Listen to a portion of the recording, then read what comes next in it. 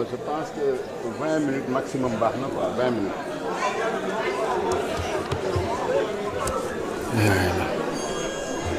Salam alaikum, chers collègues. Madame le ministre secrétaire d'État chargé des relations avec les institutions, maa ngi lay nuyu di nuyu collègues yi di nuyu le président di nuyu ñu fi teew ñëpp di ñëw pour présenter leen la proposition de loi organique portant modification de l'article 118 du règlement intérieur de l'Assemblée nationale. Di wax ni man maa ko porté avec ma collègue madame Aïssata Tall, présidente du groupe parlementaire Takku Wallu ñun ñooy co-auteurs yi di présenter ay excuses am puisque dafa xaw a tawat donc di lui souhaiter un prompt rétablissement. Di wax ni rek article bii ñuy modifier yaakaar naa du disposition bu bees ci règlement intérieur bi la nekk te règlement intérieur bi en tout cas au moins depuis 2002 disposition bi ñu ne mooy article 118 moo ngi ci biir règlement intérieur bi donc cette disposition de l'article 118 figure dans le règlement intérieur depuis au moins 2002. 2002, ça fait 24 ans. En cette période, il y avait des députés yoo xam ne ñoo ngi woon ci législature yooyu donc article boobu fekk na leen fi c'était l'article 104 du règlement intérieur bi édition 2015 la édition 2015 soo demee ci édition 2002 bi da nga fay fekk article 104 soo ñëwee ci édition 2015 bi tamit moom mooy article 104 te ñuy fàttaliku rek ni règlement intérieur bi ñaari modification yu fi mujjee am ñun groupe parlementaire yi ak non inscrits yi ñoo ko modifié ensemble donc ci non inscrits yi il y a notre collègue honorable Tafsir Thioye qui représentait les non inscrits donc ñun ñoo bindondoo ce règlement intérieur là avant modification boobu il y a eu une première modification en 2024 lors de la 14e législature pour dugal ci motion de censure déclaration de politique générale à l'époque. À l'époque c'était Abdou Mbow qui était président de groupe parlementaire de la majorité. Moi j'étais président de groupe parlementaire Yewwi Askan Wi ñu modifier ko ensemble avec les non inscrits. Bi yoon avec maître Aïssata Tall on a modifié également ce règlement intérieur et cette disposition effectivement on l'a soumis au vote ici et ça a été voté si ma mémoire est bonne à l'unanimité donc ñun ñoo voté article 118 donc suñu liiree article 118 lu mu wax te di fàttali ki cet article 118 figure dans le règlement intérieur depuis 2002 donc on ne peut pas accuser le groupe parlementaire PASTEF de l'avoir introduit dans le règlement intérieur donc on nous fait un mauvais procès soo liiree article 118 Maître Tall wax na ko je pense que la répétition est pédagogique lu mu wax dafa ne lorsque sans excuse légitime admise par l'Assemblée nationale un député a manqué au cours de son mandat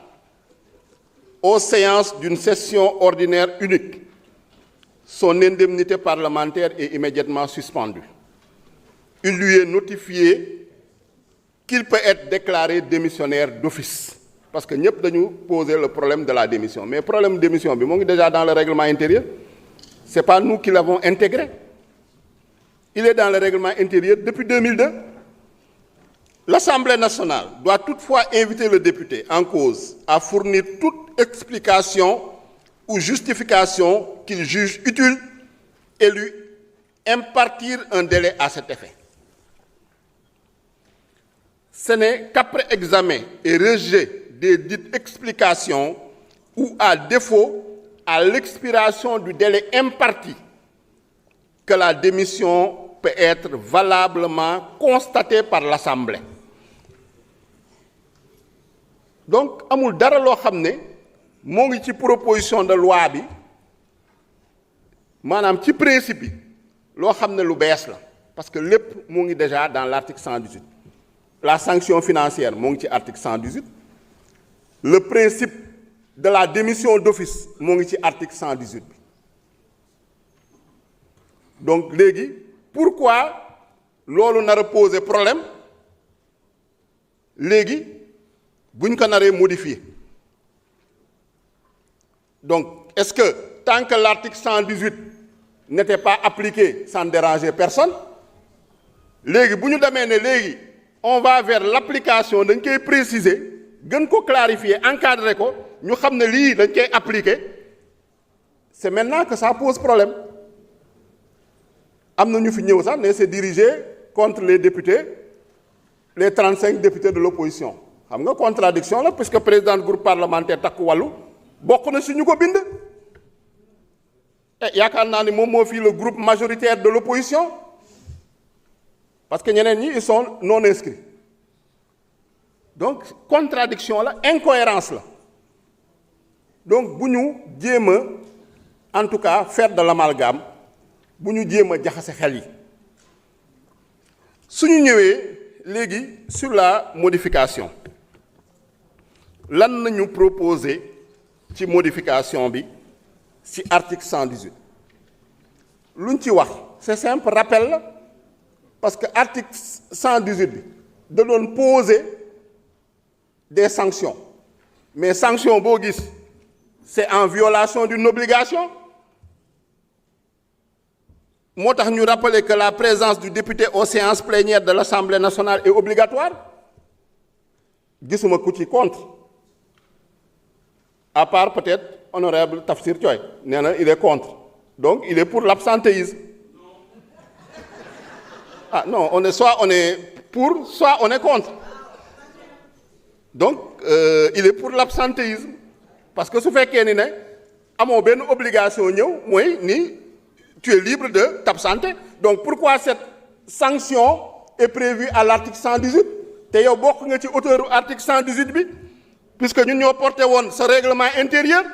ne woon nga fi en les précédentes législatures en 2002 période yooyu musoo kaas lu nekk ci règlement intérieur article 104 bi. Pourquoi maintenant ça me pose problème. Donc il y a des incohérences et des contradictions yoo xam ne elles sont manifestes. beneen bi ñu ñëw ne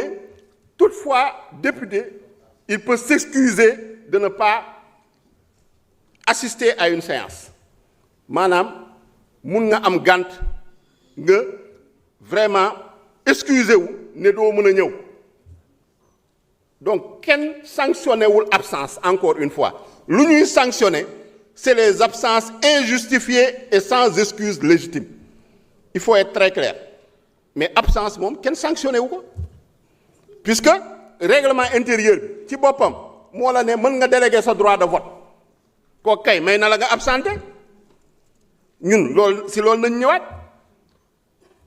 Excuse légitime règlement intérieur bi précisé wu ko woon. Le règlement intérieur n'avait pas défini ce qu'était une excuse légitime. ñun ñu ñëw définir ko nde est considéré comme excuse légitime mooy mettre lépp lu mu énuméré ku dem mission ou activité parlementaire ou de représentation diplomatique dûment autorisée. tey am nañu ay collègues yoo xam ne ñoo ngi en mission ñi nekk assemblée parlementaire de la francophonie ñi nekk assemblée ACP-UE waaw ñi nekk CEDEAO am na ñu nekk mission ñooñu concerné wuñu leen. am na ñu ne également maladie accident ou incapacité médicalement constatée ku tawat am na collègues yoo xam ne actuellement ils sont souffrants wax naa ko la présidente du groupe parlementaire elle s'est excusée loolu excuse légitime la loolu kenn sanctionné wu ko. wax également yokku si ne voyage d'une durée inférieure à 1 mois mun nga sax voyager permettre nañ la nga voyager l'essentiel na nga tàggoo. xanaa kay ku ñu loolu mooy tënkuñu kenn su dee dañuy waxante dëgg rek ñu ne la ensuite obligation légale ou judiciaire maanaam tey am nañu collègues yoo xam ne yoon dal na seen kaw ils sont pas libres de leur mouvement ñooñu dañu am obligation légale ñeneen ñi am obligation judiciaire donc ils sont pas complètement libres loolu tam sóoraale nañ ko yemuñu foofu ñu ne la événement familial nga am mariage nga am dëj nga am ngénte ak lépp loo xam ne mën nañ ko boole ci événement familial important empêchant le député de se déplacer yemuñu ci loolu ñu ne la cas de force majeure incontestable mooy maanaam lii lu ñu listé lii yëpp am na loo xam ne sóoraale wuñ ko mais cas de force majeure la mooy mën nga am accident ñaanuñu ko yàlla wala am loo xam ne dal na la mais listé wuñ ko fii yemuñu waat ci loolu ñu ne toute autre cause dûment justifiée et appréciée par le bureau non wax dëgg yàlla quand même lii leer na nañ donc te lii newul ci article 118 en vigueur actuellement parce que ñoo ngi ne sans excuse légitime te waxuñu luy excuse légitime kan mooy apprécier excuse légitime bi mais on a précisé fii kan moo koy accepter parce que sooy teg procédure pour procédure boobu mun a protéger les droits il faut ngay préciser yan garantie il faut ngay définir il faut ngay joxe également les éléments qui permettent d'apprécier objectivement mu éviter l'arbitraire éviter l'injustice éviter comme lu ñuy wax juste parce que dama contre diw rek ah il est minoritaire ma bëgg a jaay doole yaakaar naa ni texte bi suñu bëggoon lu lëndëm suñu bëggoon loo xam ne leerul dañuy bàyyi la disposition actuelle parce que disposition actuelle mën nga ko interpréter de 1000 manières parce que dès que nga di aux séances te déterminé woo aux séances mun na nekk 2 séances 3 séances 4 séances 5 séances à partir de là nga ne da nga koy appliquer mais ce serait arbitraire mun nga am tamit une interprétation maximaliste nga ne c'est toutes les séances d'une session ordinaire unique mooy maanaam assemblée bi depuis bu ñu ko installé maanaam depuis bu ñu ubbee session bi ba session ba jeex le 30 juin soo ñëwul nañ lay mën a dàq ñu ne interprétation boobu moo baax kon xam nga su boobaa il suffit que nga bàyyi ba session bi di jeex le 30 juin nga ñëw toog kon boobu duñ la mën a dàq parce que su fekkee ni interprétation boobu mooy article bi kenn du ko appliquer ça veut dire que vous ne voulez pas l'application de cet article 118 mais suñuy bind une obligation c'est pour qu'elle soit sanctionnée c'est ça le droit sinon on n'est pas des législateurs sinon à quoi ça sert c'est du droit contemplatif nañu waxante dëgg non on ne fait pas de la poésie on fait du droit il faut des obligations qui soient sanctionnées juridiquement et de manière contraignante mënuñoo nag imposer fonctionnaires yi ku tardé mën nañ laa dàq imposer les conseillers municipaux wala conseils départementaux yi 3 séances soo ko ñëwul ñu dàq la imposer ko code du travail ku xëyul mën nañ laa dàq ñu ne ñun députés yi ñun ñuy voter loi yi yëpp dara waru ñëw tënk ñun daal nu ñu neex suñu neexee daal d'octobre au 30 juin il suffit que ñu ñëw benn yoon kenn mënulu ñu dara mais quand même il faut être conséquent il faut être juste te yaakaar naa ni tey ku dem article 114 de notre règlement intérieur article 114 lan la wax ci député dafa ne le député élu du peuple est un représentant qualifié de la nation.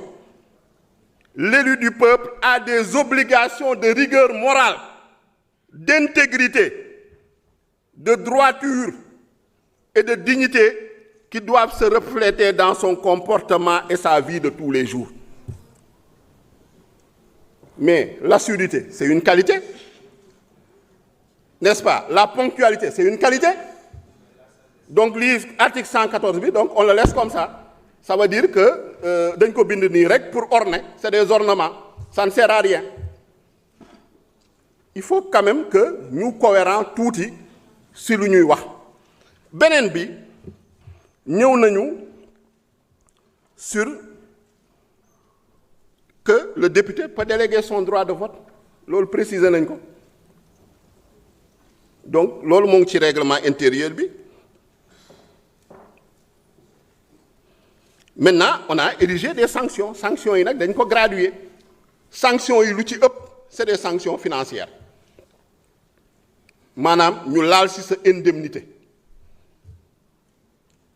loolu moo ci ëpp mais am na benn moment boo xam ne d'absence injustifiée dañuy jàpp ni kii il est démissionnaire d'office te démissionnaire d'office boobu le principe de la démission d'office elle est déjà dans le règlement intérieur on a juste précisé à partir de quand on peut te considérer démissionnaire d'office le démissionnaire d'office ñun mandat am effectivement c'est un mandat qui est conféré par le peuple mais nañu fàttaliku que bu ñuy proclamer les résultats on a proclamé des titulaires et des suppléants si le titulaire ne veut pas siéger amul benn excuse boo xam ne dina ko présenter il ne veut pas se conformer au règlement intérieur mais l'esprit de l'article 118 c'est de dire qu'il est démissionnaire d'office c'est pas l'assemblée mooy dem xooli ku ko neex dem jëli ko ne yow yaay remplacer diw c'est la liste bi bu nga xam ne moom la conseil constitutionnel proclamé si liste boobu nañu xool le suppléant ñu remplacer ko c'est ce que dit l'article 118 actuellement ñun loolu rek nañu préciser ba pare daf ci ay garanties ne balaa ñu kaa def dinañ la permettre yow nga présenter ses justificatifs nañ la déglu nga présenter ses justificatifs présenter ses arguments kenn du xëy rek appliquer la sanction kenn du xëy ne dañ lay déclarer démissionnaire d'office te principe démissionnaire d'office boobu wax nañ ko ce n'est pas simplement dans l'article 118 mais moo ngi dans l'article 132 du règlement intérieur en cas d'incompatibilité donc du loo xam ne ñun ñoo ko inventé ñun ñoo ko introduire ci règlement intérieur bi wala ci modification par méchanceté wala par malveillance wala par esprit de répression comme nous ko waxee je pense que c'est nous faire un mauvais procès ce qu'on veut c'est que le règlement intérieur soit appliqué lu ñu bëgg c'est que obligation d'assiduité ba nga xam ne dugal nañ ko ci règlement intérieur bi ñu mun ko appliquer de manière objective je pense que loolu mooy esprit en tout cas proposition bi te yemuñu ci loolu dem nañu commission ñu déglu les différentes interpellations yoo xam ne def nañ ko par rapport à la loi et on a fait des amendements pour en tenir compte parce que c'est aussi ça le travail législatif on n'est pas figé on n'est pas rigide on ne peut pas être dans le statu quo dans l'immobilisme comme certains loo xam ne ñoom dara warul changer tout doit rester comme avant si on veut des ruptures il faut apporter des réformes wax nañu ne disposition bi woy conseil constitutionnel et cetera mais l'article 118 depuis 2002 saa ñu ko laalee conseil constitutionnel vérifié na ko dernièrement c'est au mois en 2025 d'aller dans la décision du conseil constitutionnel il dit que c'est conforme à la constitution c'est pas contraire à la constitution loolu le conseil constitutionnel wax maintenant nag on ne peut pas être à leur place mais ñun lu ñu mën notre obligation c'est de légiférer et de faire en sorte que ñun en tant que député ñuy aussi ñu mën a respecter cette obligation d'assiduité parce que suñu liggéey la bokk te suñu mandat la bokk parce que bu ñuy dem di jël suffrage sénégalais yi dañ leen ne pour ñëw représenter leen à l'Assemblée nationale mais nooy mënee représenter nit à l'Assemblée nationale te doo siéger c'est le minimum donc je pense que c'est ça l'esprit c'est ça la lettre amul dara loo xam ne en tout cas lëndëm na fi lu ñu def yëpp dafuñu ko contre un député X wala contre un député Y parce que fii député Pastef yee fi ëpp donc suñu doon xalaat ni lii dafa mën a war a c'est fait contre des députés kon suñu kaw lay njëkk daal parce que ñoo fi gën a bëre donc je pense que il faut quand même ramener les choses à leur juste proportion lu ñu demande simplement mooy képp kuy absenté na nga présenter une excuse légitime à partir de 4 absences sans excuse légitime nañ lay def rappel à l'ordre pour nga mën a am sanction financière à partir de 6 absences sans excuse légitime. Te dem nañu ba préciser dans les amendements, c'est les séances plénières suivies de vote. Donc je pense que cette modification, elle est équilibrée, elle est proportionnée, elle vient pour clarifier et elle est protectrice du mandat des députés. Mais également, un mandat, c'est une obligation morale et politique aussi. Ce n'est pas simplement jure d'avantages et de privilèges et d'indemnités, yo xamné yow do assurer le travail qu'il faut faire. Donc, chers collègues, loolu laa bëggoon wax di leen remercier vraiment de votre attention. Jërëjëf. Merci, honorable. Mesdames et messieurs, la discussion générale est close. Nous passons au vote de l'article unique. Je rappelle qu'il s'agit d'une loi organique et que la majorité requise est de 83 voix favorables. Monsieur le rapporteur, vous avez la parole.